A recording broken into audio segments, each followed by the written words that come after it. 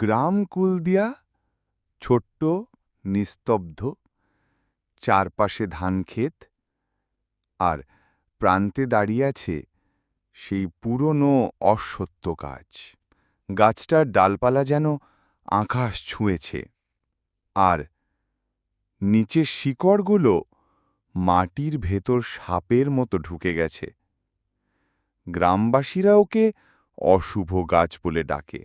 বলা হয় বহু বছর আগে গাছটার নিচে এক অদ্ভুত ঘটনা ঘটেছিল। পূর্ণিমার রাতে গ্রামের ৩ যুবক মজা করে সেখানে গিয়ে বসেছিল। ভোরে দুজনের দেহ পাওয়া গিয়েছিল পচে যাওয়া লাশের মতো, আর তৃতীয় জনকে কেউ আর খুঁজে পায়নি। তারপর থেকে রাত নামলে গাছটার কাছে কেউ আসে না। চ্যালেঞ্জের শুরু। শহর থেকে আসা সুমন এসব গল্পে হাসি চাপতে পারল না।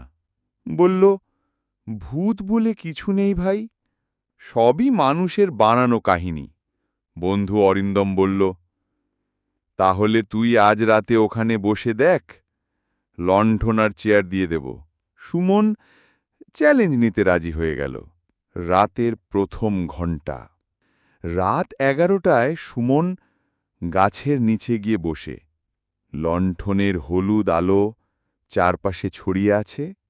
দূরে ধানক্ষেত থেকে ঝিঁঝি পোকার ডাক শোনা যাচ্ছে। বাতাসে হালকা কুয়াশা, কিন্তু ভয়ের কিছু নেই। সুমন হালকা হাই তুলে নিজের মোবাইলটা বের করল। মোবাইলের স্ক্রিনে হঠাৎ কেঁপে ওঠা ছায়া দেখতে পেল, কিন্তু ঘুরে তাকালে কিছু নেই। ভয়ের শুরু। রাত 12টা পেরোতেই ঠান্ডা হাওয়া বইতে লাগল। লণ্ঠনের আলো অদ্ভুতভাবে দুলে উঠছে। দূরে কারুর কান্নার শব্দ শোনা গেল, ধীরে ধীরে কাছে আসছে।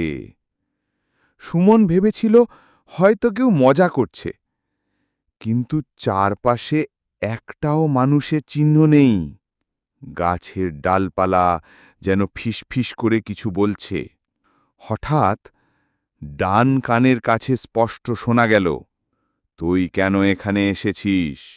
সুমন লাফিয়ে উঠে চারপাশে তাকাল, কিন্তু কেউ নেই।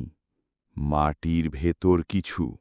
হঠাৎ তার পায়ের নিচে মাটি কেঁপে উঠল। গাছের গোড়ায় একটা কালো দাগ ধীরে ধীরে বড় হচ্ছে, আর তার ভেতর থেকে আসছে পচা গন্ধ। গন্ধের সাথে সাথেই লণ্ঠনের আলো নিভে গেল। চারপাশ অন্ধকার, শুধু কুয়াশার মধ্যে ফ্যাকাশে দুটি লালচে চোখ জ্বলজ্বল করছে। সুমন দৌড়াতে চাইল, কিন্তু তার পা যেন শক্ত কিছুতে আটকে গেছে। নিচে তাকিয়ে দেখে গাছের শিকড়গুলো সাপের মতো মোচড় খেয়ে তার গোড়ালি জড়িয়ে ধরেছে। শেষ দেখা। অন্ধকারে ফিসফিস শব্দ বাড়তে লাগল, কখনো নারী, কখনো পুরুষ, কখনো শিশুদের কান্না। হঠাৎ সামনে ভেসে উঠল অজস্র মুখ। চোখ নেই, ঠোঁট নেই, শুধু ফাঁকা গর্তের মতো মুখ থেকে একটাই কথা বেরোচ্ছে, আমাদের সাথে চলো। সুমনুর চোখে পানি এসে গেল, নিঃশ্বাস নিতে পারছিল না। শেষবার সে চিৎকার করতে চাইল, কিন্তু গলা থেকে কোনো শব্দ বেরোল না।